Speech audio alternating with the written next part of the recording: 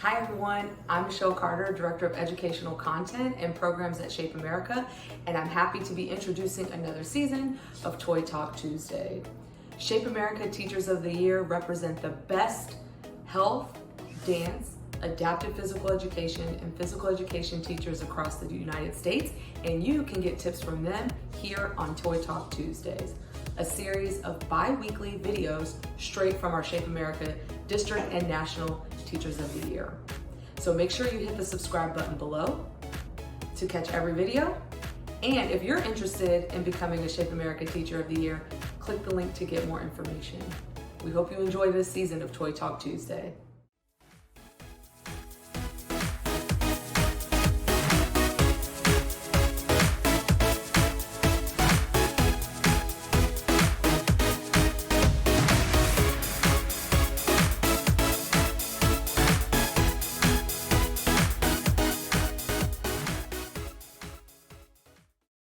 I'm Katie Smith. I'm the 2022 Shape America Adaptive Physical Education Teacher of the Year for the Eastern District. I teach at Rock Creek School in Walkersville, Maryland, and we are a self-contained school for students with severe special needs from ages 3 to 21. Today, I'm going to share some tips about combining music and movement in your physical education classes, specifically about co-teaching with your music teacher. So I physically co-teach with my school's music teacher every afternoon, and we started doing this during the pandemic.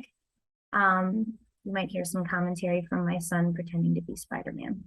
But we started doing this during the pandemic, and we just realized that it really does work, so we've continued it in our in-person instruction when we got back to school.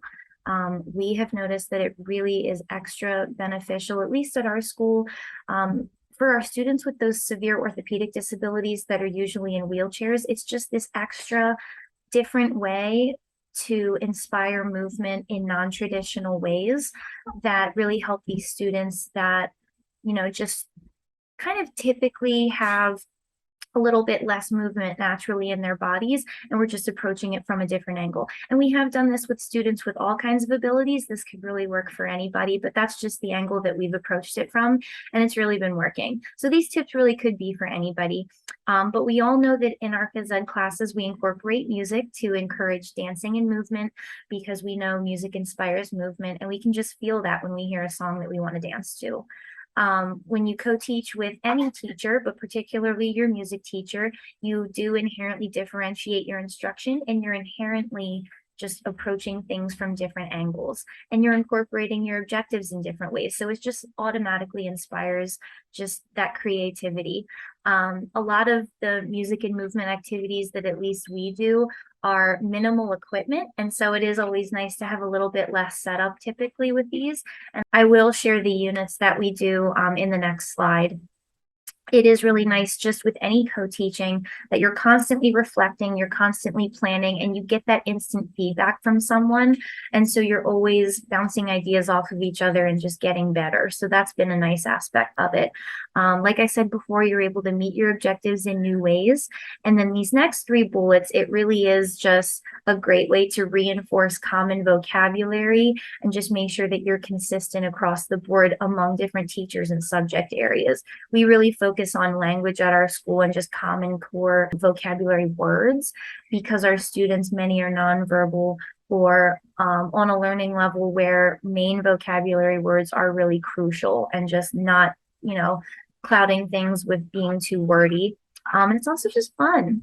And so the last thing I want to share is just some common units that we've done. These were some of our favorites. So we've done this for a full year now, but these were some of our favorites. So I'll just highlight 3 of them, but I can always share more information about this. The first one, you can see on the left, this is the music topic. On the right, it's the PE topic that I'm teaching at the same time in my own individual classes. And then in the afternoons when we co-teach, this is the activity that we typically tie it all together with. So when he's teaching high and low, fast and slow in his music classes, I'm teaching levels and speeds in mine, so movement concepts. And then that's a perfect time in our combined lesson to do a parachute activity. So high, low, fast, slow, stop, go, all of that great stuff. It really just blends together nicely, and it helps create these like associations. You hear high notes, you shake the parachute high. You hear low notes, you shake the parachute low. Same thing with fast and slow, stop and go. And it's really cool to see that connection being made. We did a really cool rhythm unit where he was talking about rhythm and drumming. I was talking about fitness and heartbeat. We did a really great cardio drumming unit, and that was really fun.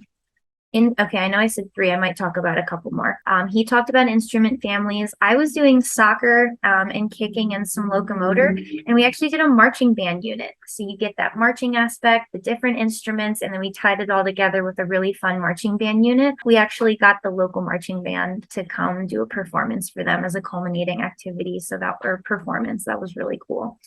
And then we did, I think just another really basic one is he talked about choice and performance. I talked about movement, words, and concepts like curl, bend, twist, stretch.